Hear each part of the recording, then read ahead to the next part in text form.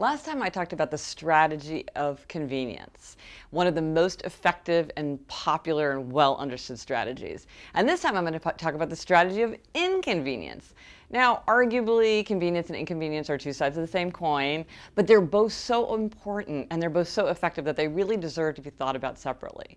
Because the fact is, to really a very surprising degree, we're much more likely to do something if it's convenient and much less likely to do something if it's inconvenient. So, for example, they did a study in a cafeteria and they had, a cooler with ice cream products in it. And 30% more people took an ice cream product if the lid happened to be open. Now, it was a clear lid, so you could still see the stuff inside, but just that little tiny act of opening up the cooler made a lot of people not take it.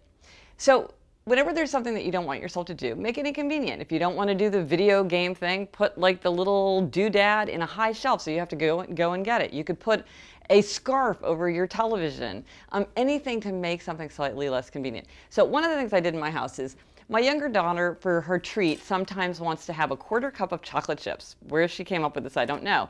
But I noticed that our bags of chocolate chips were vanishing much more quickly than they should if she were the only one eating them. And so I decided that I would put the bag of chips in this container, which is like this old saltines container that I just love and I never had anything else to do with. The lid is hard to open. And then inside I put the bag of chips in another bag that's sealed.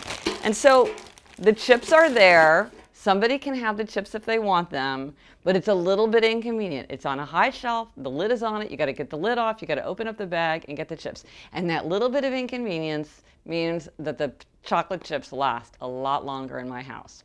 So if there's some habit that you want to break or strengthen, think about how you can use the strategy of inconvenience to make it harder to do the things you don't want to do.